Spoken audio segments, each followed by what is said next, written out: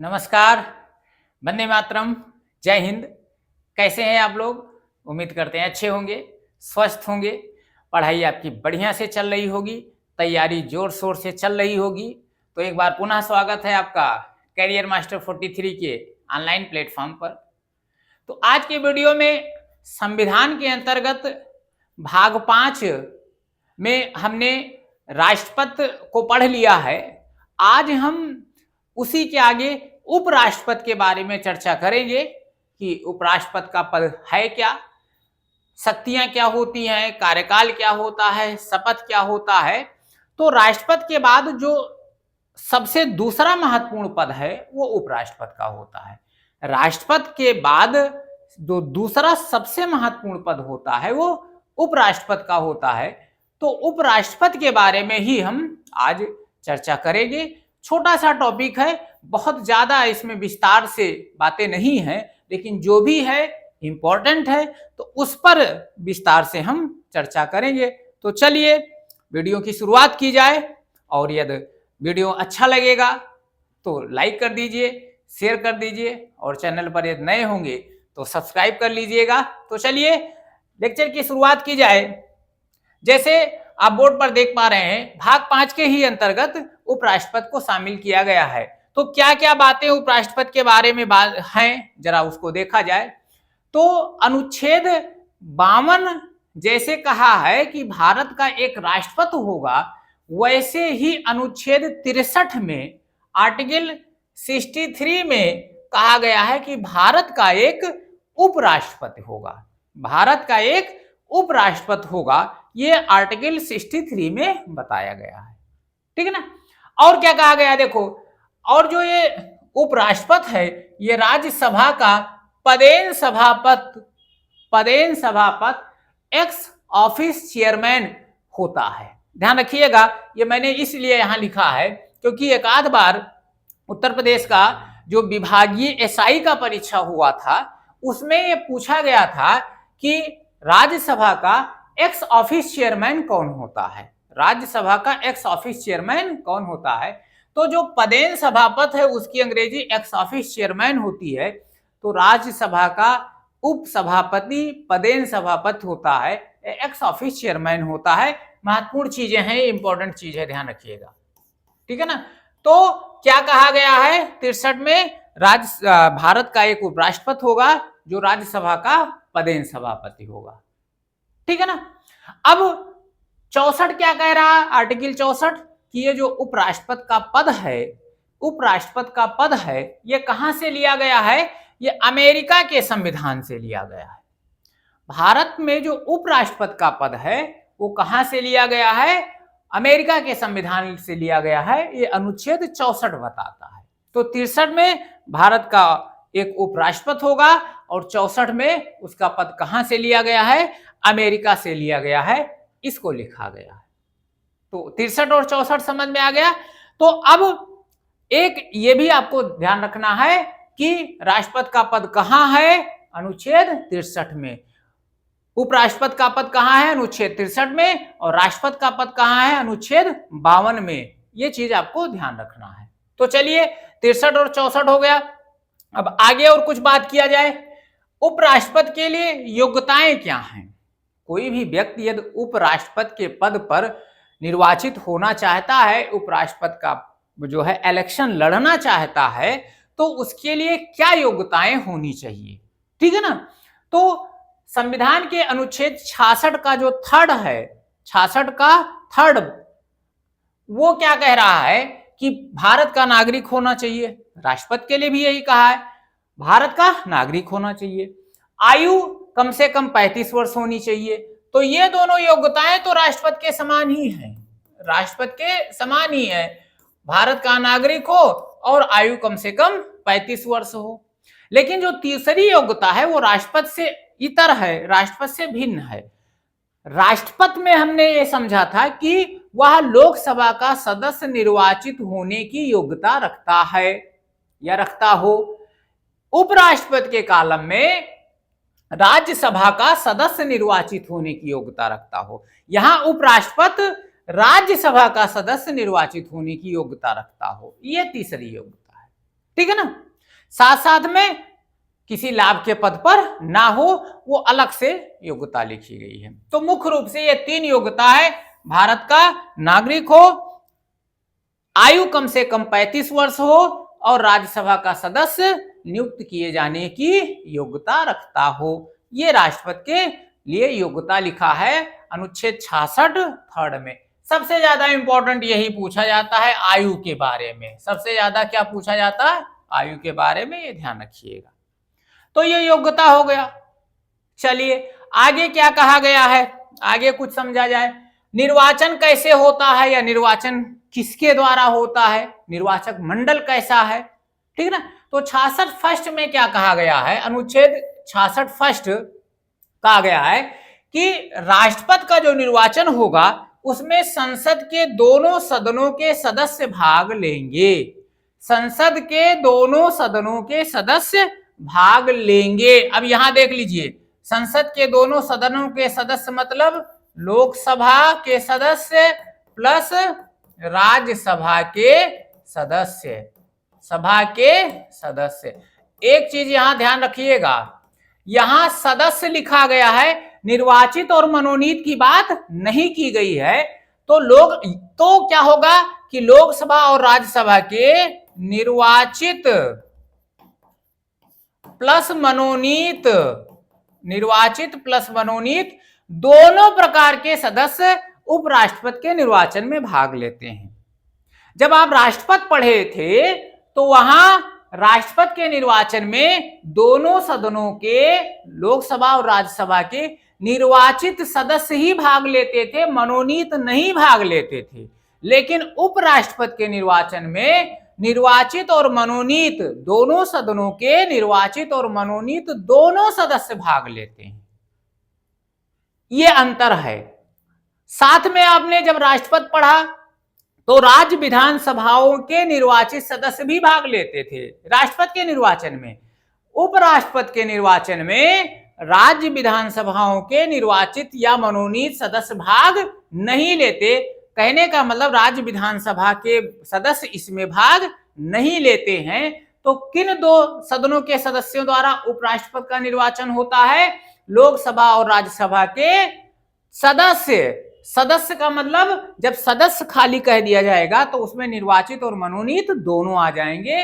तो राष्ट्रपति के निर्वाचन में संसद के दोनों सदनों के सदस्य भाग लेते हैं, जिसमें लोकसभा और राज्यसभा आ जाएगा और निर्वाचित तथा मनोनीत दोनों आ जाएगा। समझ में आया? डिफरेंट समझ में आया? जहां राष्ट्रपति में लोकसभा राज्यसभा के केवल निर्वाचित सदस्य, इसमें निर्वाचित और मनोनीत दोनों। राष्ट्रपति के निर्वाचन में राज्य विधानसभा के सदस्य, इसमें राज्य विधानसभा के सदस्य नहीं भाग लेते। आया समझ में? निर्वाचन समझ में आया? अब निर्वाचन रीत क्या है इसको थोड़ा सा समझा जाए। तो निर्वाचन रीत देखिए क्या है। राष्ट्रपति पहले समझ लें, हमने चूंकि बता दिया था लेकिन फिर एक बार रिवाइज कर दे रहे हैं। राष्ट्रपति का निर्वाचन अप्रत्यक्ष रूप से गुप्त मतदान के द्वारा, आनुपातिक प्रतिनिधित्व प्रणाली के आधार पर और एकल संक्रमणीय मत पद्धति, ये राष्ट्रपति का निर्वाचन था। उपराष्ट्रपति का जरा देखा जाए, अप्रत्यक्ष रूप से ही है, आनुपातिक प्रतिनिधित्व प्रणाली यहां भी लागू है, एकल संक्रमणीय मत पद्धति यहां भी लागू है। तो जो निर्वाचन की रीत है वो कमोबेश वही है जो राष्ट्रपति के लिए है। उपराष्ट्रपति का निर्वाचन अप्रत्यक्ष रूप से होता है, उसमें एकल संक्रमणीय मत प्रणाली को अपनाया जाता है, आनुपातिक प्रतिनिधित्व प्रणाली को अपनाया जाता है। तो ये उपराष्ट्रपति के निर्वाचन की रीत होती है। यहां भी गुप्त मतदान है। समझ में आया ना? चलिए आगे कुछ और बात कर लिया जाए, पदावधि के बारे में बात कर लिया जाए। तो अनुच्छेद 67 में कहा गया है कि उपराष्ट्रपति का जो कार्यकाल होगा वो 5 वर्ष होगा, अर्थात शपथ या निर्वाचन की तिथि से 5 वर्ष के लिए उपराष्ट्रपति चुना जाता है। लेकिन 5 वर्ष पहले भी वो राष्ट्रपति को त्यागपत्र देकर पदमुक्त हो सकता है। तो कार्यकाल 5 वर्ष है, 5 वर्ष पहले भी यदि वो त्यागपत्र देना चाहे तो किसको त्यागपत्र देगा? राष्ट्रपति को त्यागपत्र देगा। समझ में आ गया? अब क्या 5 साल के पहले 5 वर्ष के पूर्व भी क्या इसको हटाने की कोई प्रक्रिया है? तो हां, हटाने की प्रक्रिया है। अब वो क्या है, ध्यान से समझिएगा। राज्यसभा के सदस्यों के बहुमत से पारित हटाने की प्रक्रिया द्वारा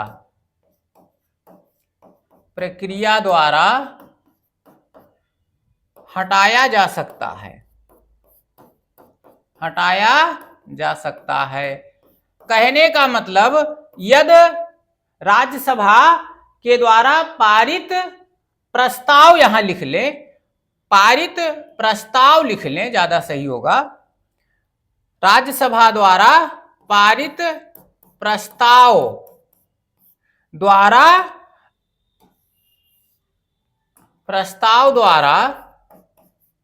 हटाया जा सकता है। राज्यसभा के जो सदस्य हैं उनके द्वारा बहुमत के आधार पर एक प्रस्ताव पारित कर दिया जाए तो उपराष्ट्रपति को वहां से हटाया जा सकता है।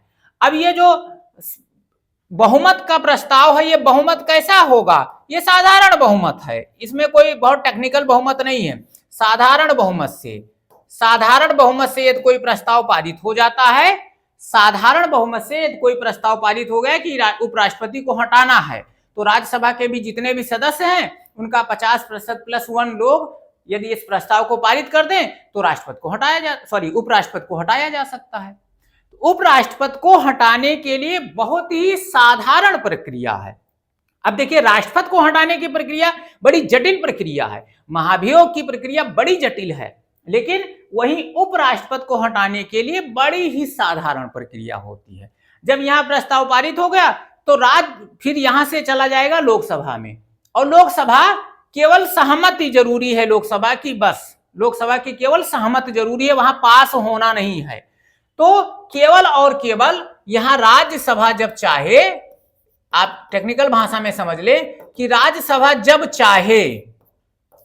चाहे उपराष्ट्रपति को हटा सकता है। साधारण बहुमत की जरूरत होती है। और आधार क्या हो, जैसे आपने राष्ट्रपति के संदर्भ में पढ़ा, तो राष्ट्रपति पर संविधान के अतिक्रमण का आधार लगता है, तब महाभियोग की प्रक्रिया होती है। उपराष्ट्रपति में कोई भी आधार चलेगा, कोई भी आधार के आधार पर, आधार कोई भी हो सकता है, उसके आधार पर एक प्रस्ताव लाया जाए और प्रस्ताव पारित हो गया, उपराष्ट्रपति पद से हट गया। तो 5 साल तक रह सकता है, उसके पहले भी त्यागपत्र दे सकता है, और राज्यसभा चाहे, जब भी चाहे तो एक साधारण बहुमत के आधार पर एक प्रस्ताव पारित कर दे, और यदि वो प्रस्ताव यहां से लोकसभा सहमत दे दे तो उपराष्ट्रपति अपने पद से हट जाएगा। तो ये पदावधि के बारे में बातें हैं, ठीक है ना। स्क्रीनशॉट ले लीजिए।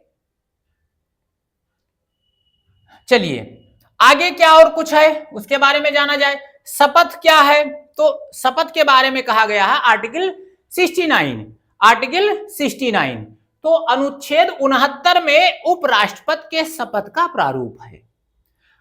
जैसे अनुच्छेद 60 में राष्ट्रपति के शपथ का प्रारूप है, ऐसे अनुच्छेद 69 में उपराष्ट्रपति के शपथ का प्रारूप है। और शपथ किसके समक्ष लेता है?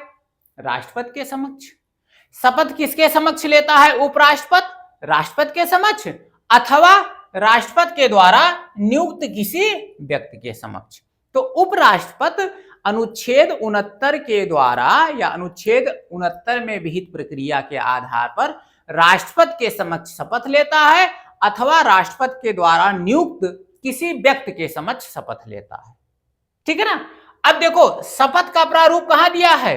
अनुच्छेद 69 में। तो ये क्वेश्चन हमसे पूछ लिया जाता है कि निम्न में कौन से ऐसे पद हैं जिनके शपथ का प्रारूप अनुसूची 3 में नहीं दी गई है। तो अनुसूची 3 में भारतीय संविधान में जितने भी पद हैं उसमें 3 पद ऐसे हैं, राष्ट्रपति, उपराष्ट्रपति और राज्यपाल।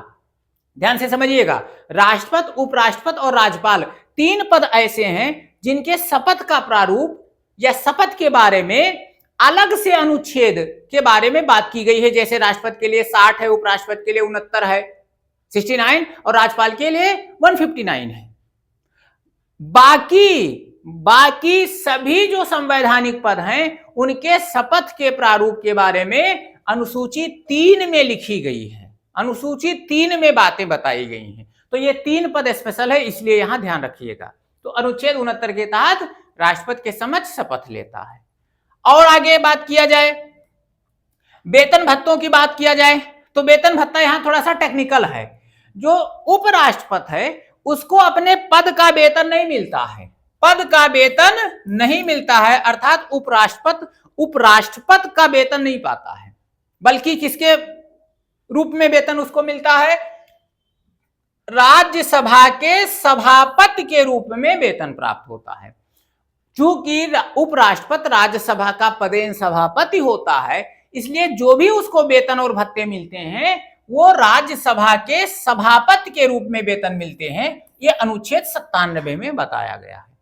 तो अनुच्छेद 97 के अनुसार उपराष्ट्रपति को अपने पद का वेतन नहीं मिलता है, बल्कि राज्यसभा के सभापति के रूप में उसको वेतन प्राप्त होता है। ये आपको ध्यान रखना है। समझ में आ गया? तो वेतन आगे बात कर लिया जाए। और क्या है? अनुच्छेद 65 क्या कह रहा है, ध्यान से समझिएगा। जब वह कार्यवाहक राष्ट्रपति के रूप में काम करेगा, क्योंकि वो 2 रूप में काम कर सकता है, एक राज्यसभा के सभापति के रूप में, और एक जब राष्ट्रपति अनुपस्थित है तो कार्यवाहक राष्ट्रपति के रूप में। तो जब वो कार्यवाहक राष्ट्रपति के रूप में काम करेगा तो सभापति के रूप में काम नहीं करेगा। ध्यान से समझिएगा, जब वह कार्यवाहक राष्ट्रपति के रूप में काम करता है तो सभापति के रूप में काम नहीं करेगा। ऐसा नहीं है कि राष्ट्रपति भी रहे और सभापति भी रहे, ऐसा नहीं है। कार्यवाहक राष्ट्रपति जब रहेगा तो सभापति का कार्य नहीं करेगा या नहीं करता है। यह ध्यान रखिएगा, आर्टिकल 65 में बताया गया है। ठीक है ना? चलिए आगे बात किया जाए। कार्य और शक्तियां क्या हैं? तो बहुत ज्यादा यहां आपको विस्तार से नहीं पढ़ना है, चूंकि राज्यसभा के सभापति के रूप में वो समस्त वो कार्य करता है जो एक सभापति का कार्य है। मतलब सदन का संचालन करना, सदन में कौन कब बोलेगा, कौन सा प्रश्न कब उठाया जाएगा, इसका निर्धारण करना, किस सदस्य को कितना समय बोलने के लिए दिया जाएगा, उसका क्रम क्या होगा, इसको निर्धारित करना, उस सदन की मर्यादा को बनाए रखना, उस सदन में कोई असंसदीय भाषा का प्रयोग हो रहा है उस पर नियंत्रण लगाना, ये सारा काम सभापति के रूप में उपराष्ट्रपति की शक्ति है या कार्य है। और राज्यसभा में कोई पारित होता है विधेयक तो उस पर हस्ताक्षर भी करना है, इसका काम। राज्यसभा में पारित विधेयक पर उपराष्ट्रपति हस्ताक्षर भी करता है। तो ये सभापति के रूप में कार्य है। लेकिन अब यदि वो कार्यवाहक राष्ट्रपति के रूप में कार्य करता है, ध्यान से समझिएगा, कार्यवाहक राष्ट्रपति के रूप में, तो जब वो कार्यवाहक राष्ट्रपति के रूप में कार्य करता है तो उसके अंतर्गत या उसमें राष्ट्रपति में वो समस्त शक्तियां जो राष्ट्रपति की हैं, जब वह जब कार्यवाहक राष्ट्रपति के रूप में काम करता है तो उसमें वह समस्त शक्तियां आ जाती हैं, उसको समस्त वो शक्तियां प्राप्त हो जाती हैं जो राष्ट्रपति को प्राप्त होती हैं। वो शक्तियां क्या हैं, कल हमने या राष्ट्रपति वाले वीडियो में हमने विस्तार से चर्चा किया है।